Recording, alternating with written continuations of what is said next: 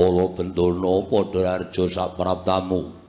Ya kabeh kae cilik Kakang Brajajeja srawet tekaku Kang. Aku kan ora iso babakan bektiku kujuk ya Kang. Iya. Pangestuku tampanana. Tak geger dadake jiwat paripe. Iya. Ya wis rada gumun bareng aku munggah penjapa glagati dulu kene. Rada beda karo adat sabene. Bedane ngono apa? Monggo aku ora niat ngerombak marang kahanan Glagah Tinulu. Teka kowe matur eneng bedane.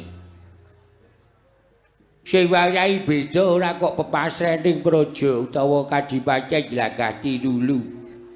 Kakang Brajalamatan, Kakang Brajawikalpa ya wis padha wae angger pendak-pendak sowan kesani Kakang Brajadeta. Ya mung ana 2 personil.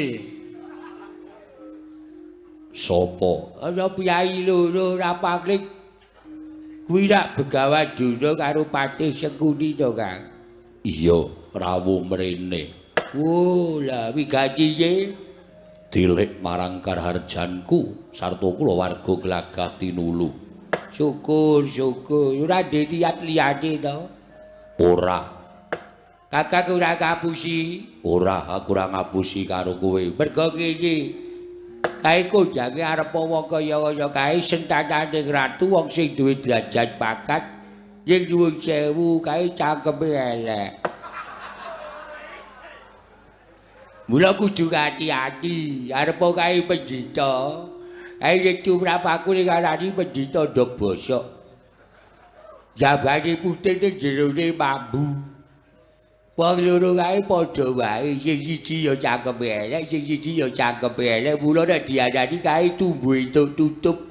Yen didi ora tau iso pisah. Papan-papan sing tentrem anggere ketekan wong loro kae dadi cokrah, papan sing ayem padha regejegan. Hati-hati ya, Kang. Ya, Aja tok dahar banget-banget ketikane piyai loro kae. iya kala Bendana ora. Nek tok dahar banget-banget yo tenan kowe iso cokrah karo sapa-sapa mengko. Ora kala Bendana. Sabar lho, Kang, sabar. Ora usah digagas. Mboten ajeng kula gagas buta kucluk iki mbon kemawon. Oh, pancen ya kala Bendana niku nek nyuwara pancen kaya ngoten nika. Mula kudu sabar, kudu sabar. Kula karo sampeyan dicangkem-cangkemke ra apa-apa wis. Diterima-terimake. Nggih, nggih. Pokoke teng mriki niki ampun saur manuk, ampun nganti medhot ngendikane ingkang sami rembagan. Kula kali sampeyan meneng mawon. Nggih, nggih. Omongan apa ya kae ora pati krungu. Wo keseron awake dhewe. Nggih sing ati-ati mawon Dipati. Braja Musti, apa Kakang? Maragake matura. Wigatine apa dene Siadi Prapta ning Glagah Tinulu kene? Sepisan ngaturake bekti angka 2. Sowanku dudu saka karepku dhewe, nanging dapur diutus dening Kakang Mbok Ayu Arimbi. Kakang Mbok Ayu Arimbi ngutus lawan sira Braja Musti sowan mrene. Ya, Kakang. Kabeh para nalindra wis padha mesanggrah ana ing negara ing Pringgondani. Kepengin anekseni jemenengane anakmu Gatotkaca. Kabeh para Pandhawa wis mlumpuk ana ing negara Pringgondani, kabeh para nalindra sumitraning negara Pringgondani uga wis padha rawuh. Tumuli kodheng penggali Mbak Yu Arimbi banjur utusan kalawan aku supaya sowan ana ing Glagah Tinulu dene wigatine nganti marang Kakang Brajadenta bareng sak lakuku sowan ana ing negara Pringgondani jumbuh kalawan ngendikaning Kakang Brajadenta duk nalika semana saguh mangku Gatotkaca lan saguh bakal nuntun karo kaca nggone dadi ratu sarana Kakang minangka dadi pepatih ana ing negara ing Pringgondani. Kakang, mula wektu dina iki ayo aja nganti kesuwen mesake Kakang Mbok Ayu Arimbi nggone angrantu marang rawuhing Kakang Brajadenta. Ndak kanthi bareng sak lakuku rawuh ana ing negara ing Pringgondani, Kakang. Brajamusti. Kakang Brajadanta apa? Yo. Perkara sediamu wis ndak tampa. Lan kabeh kang dadi aturmu aku wis ngerti. Kabeh wis tak tampa kanthi lega legawaning ati. Sawetara siadi eneng pringgondanipun Kakang ana ing glagah tinulu ora sak pejagung. Mongko biyen kowe karo aku ora nate pisah. Mula kangenku ingkang tanpa upama iki tambanono. Sranane ora kitang sedhela. Jagongan luwih dhisik ana ing kene akeh pitakon ingkang bakal tak takokake marang sira Yayi. Pitakon sing piye?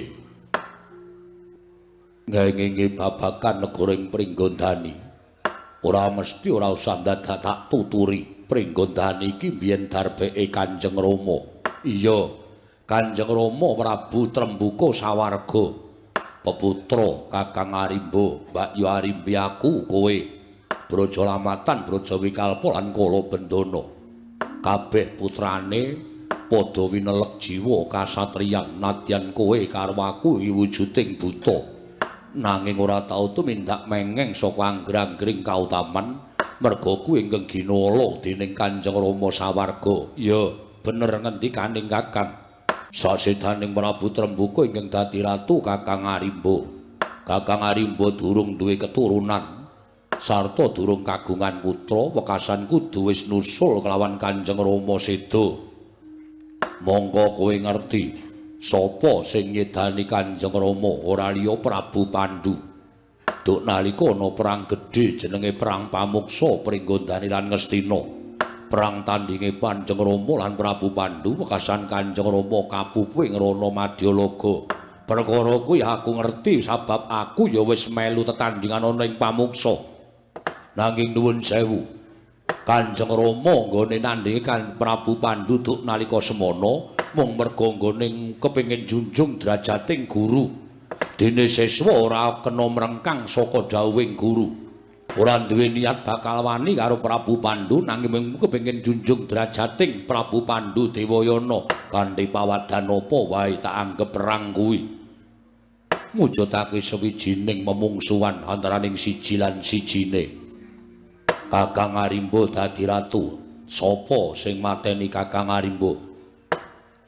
Raden Bratasena. Sapa Bratasena? Raden Werkudara. Kuwi kadangku tuwa garwaning Kakang Mbok Ayu Arimbi. Prabu Trembuka seda saka Prabu Pandhu. Kakang Arimba seda saka tanganing Bratasena. Coba saiki petungan. Lah kok dadi Gatotkaca sing dadi ratu ning Pringgondani iki apa wis pernah? Apa wis bener? Kosik ana tembung kaya mengkono mau tuwuh tandha pitakon jroning atiku kersaning Kakang piye ora duwe karep apa-apa mung kepengin jejagongan karo Brajamusti. Yen tumrap aku ya wis bener. Benermu mapan ana ing ngendi? Pancen yen to tata kaprajan ngendi wae sing dadi ratu anak sing metu lanang nanging Kakang kudu eling. Kakang kudu eling. Saksidaning Kakang Arimba duk nalika semana sampeyan karo aku wis janji karo Kakang Mbok Ayu Arimbi. Yen to negara Pringgondani dipasrahke marang Kakang Mbok Ayu Arimbi borong nggone Murba Masesa. Mula yen to Kakang Mbok Ayu Arimbi dina samangka njenengake Gatotkaca kuwi saka pangiraku wis bener, saka petunganku wis bener. Bener tumrap kowe nanging ora bener tumrap aku.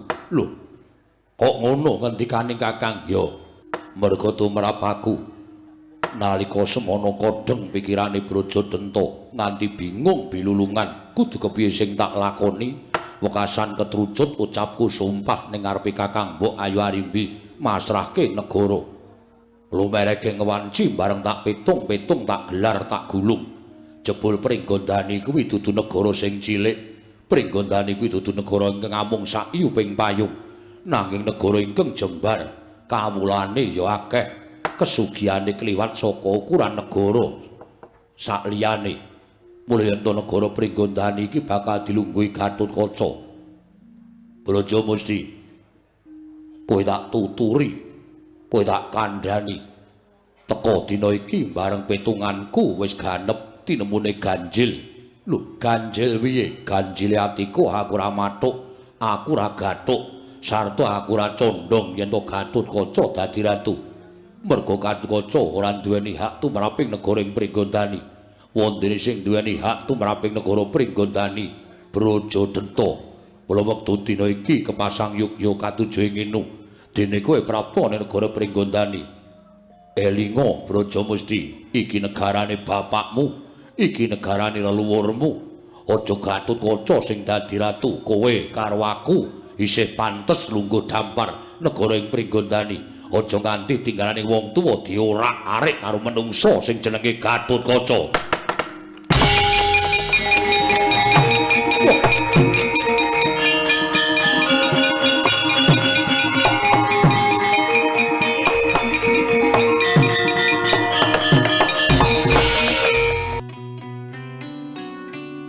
Beda pemikiran, beda keputusan.